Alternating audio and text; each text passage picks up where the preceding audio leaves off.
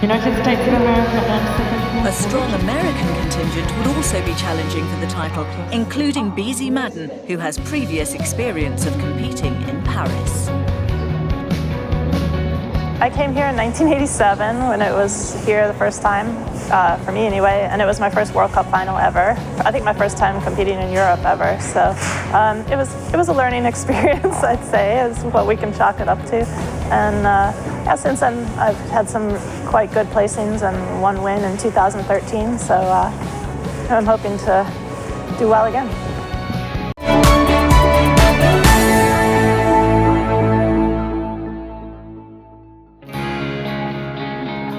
Paris also celebrated 40 years of FEI World Cup Jumping, as 37 horse and rider combinations came forward to compete for the most prestigious accolade of the indoor season.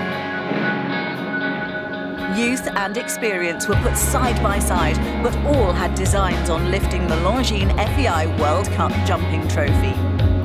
One man hungry for success was last year's champion McLain Ward, who brought his mare Double H's Year to Paris. In February, we travelled stateside to catch up with the defending champion at home in Florida. We've thought about Paris since the night Omaha was over. You know, to be honest, I think on my flight to Europe the next day, I went to look at some horses, and what was on my mind was Rodrigo's record of 3 in a row, and that's been rattling around there ever since.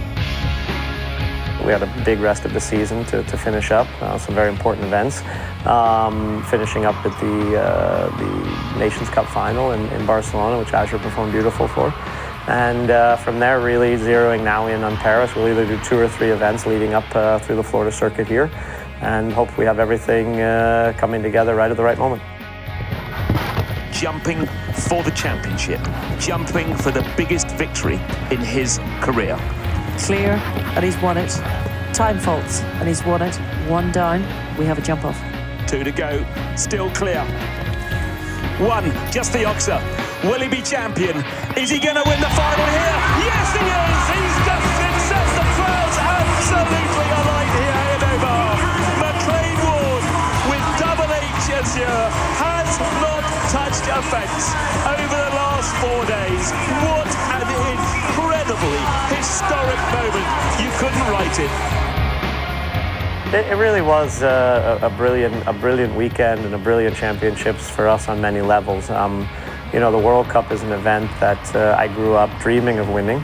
The people around me, particularly the owners and sponsors, but you know, my wife and Lee McKeever, we've worked every day for that goal, and we haven't been knocking on the door. We've been banging on the door for years, and for one reason or another, it hadn't come together for us, which was frustrating. But you know, it's a testament to you keep going, you keep trying to figure out how to do it better. And to be able to pull it off in that World Cup final finally, and your home crowd with great support, it was very emotional for us and very rewarding.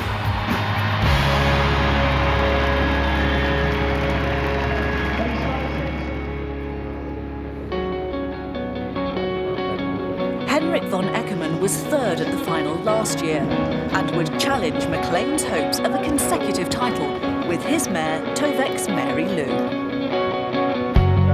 We got a bit more experience, and the horse have done a fantastic indoor season.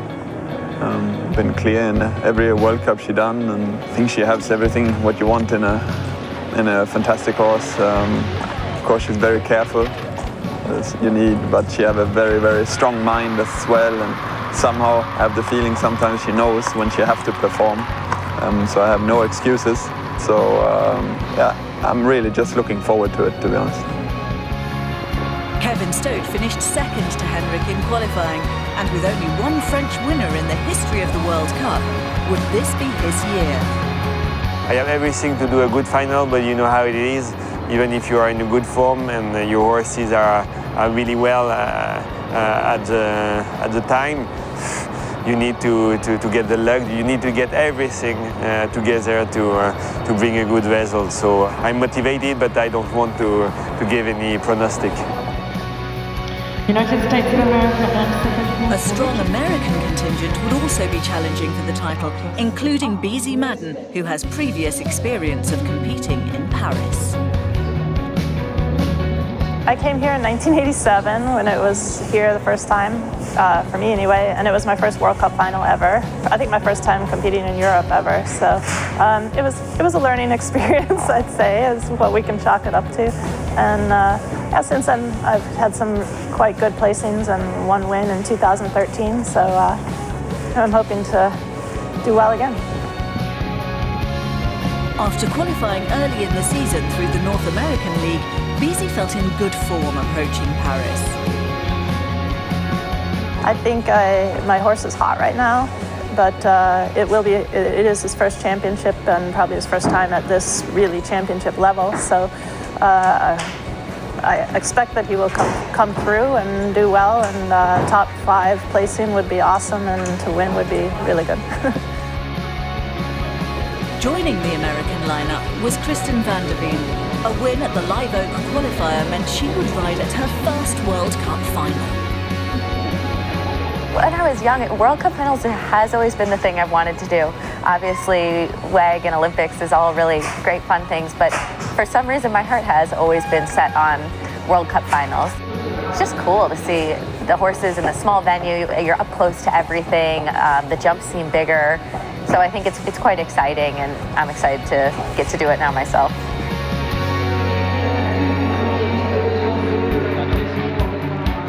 Other World Cup rookies joining Kristen included Brazil's Felipe Amaral and the youngest competitor, Olivier Philipparts, who would be a sure challenger in Paris.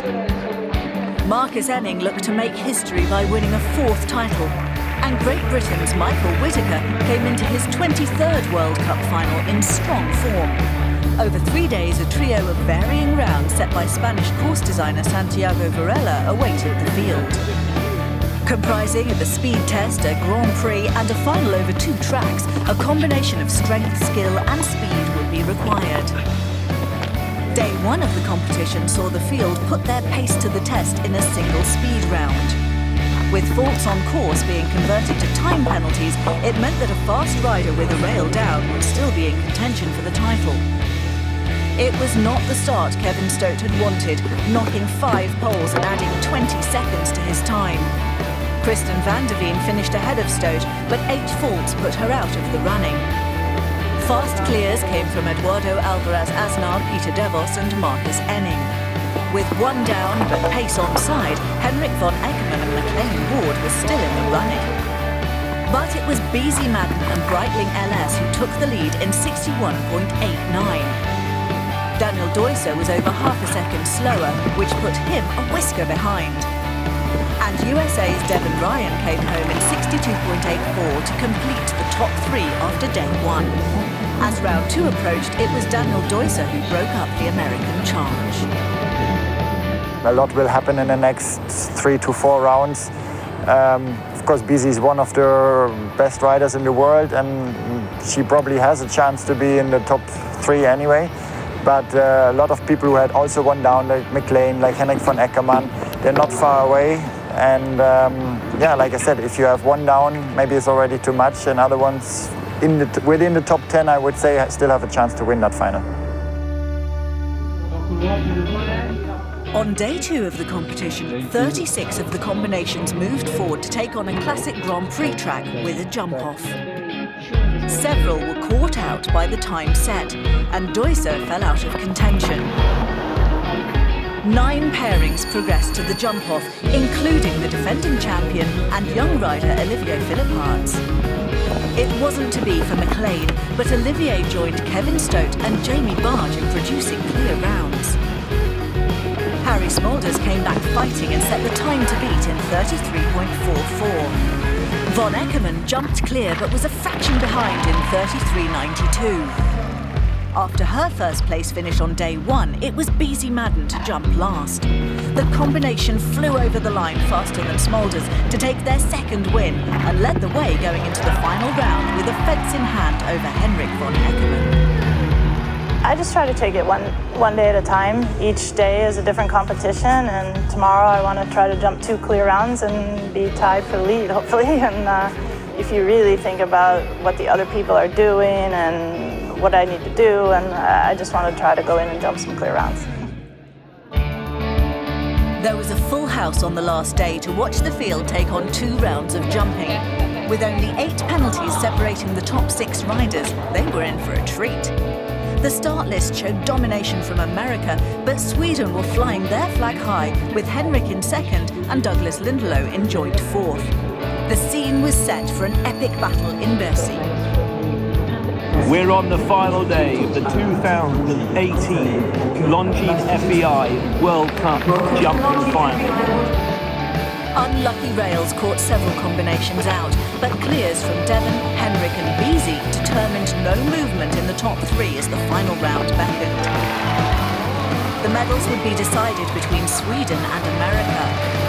Devon and Eddie Blue were first to go. Just going to be interesting to see how these two cope with the pressure. They've never been in a championship like this before. It's the final round and they're sitting in 3rd position overall, breathing down the neck of Henrik von Eckermann and Beezie Madden with Breitling. Devon coped with the pressure and cruised home clear. Von Eckermann knocked the 2nd obstacle and would have to settle for 3rd place. With a fence in hand, Beezie entered the arena to jump for the title. What a position to be in, and if it's meant to be today, Beezie is going to win this. Oh, it's gone. It's gone. She's just got to stay clear. She can take her time and have a time fall, but she's got to stay clear. She cannot have another jump, Phil. Got to jump it. Come on, Beezie. She's got it. She has done it. Beezie Madden for the United States has repeated a victory she got 5 years ago. She is magnificent. She's awesome. And this wonderful, wonderful 12-year-old stallion, Breitling LS. It's just amazing. I didn't really come here. I came here hoping to win, but not expecting to win. And to have it all come together for my owner, Abigail Wexner, and my team, and my husband, John, behind me. And actually to have a 1-2 finish for the Americans is what a fabulous week. To be behind a legend like Beezie Madden, okay, 2nd is 2nd, but being behind her and being here to represent my country for one of my first times in my career, it's fantastic. It's unbelievable. Delight from the Americans, but obvious disappointment for Henrik. Everyone knows how difficult it is to get to that point where it's so close. It's a lot of if. Now it's not like that. Beezie definitely deserves the win. She was outstanding from the first day to the last day. So it's like it is. Beezie tried to wash away Henrik's disappointment while celebrating her 2nd FEI World Cup victory. As darkness fell over Paris, many riders would be turning their attention to the World Equestrian Games in Tryon later this year. We look forward to catching up with some of them on Equestrian World in the coming months. Until then, from me, Izzy Clark, and all the team, goodbye.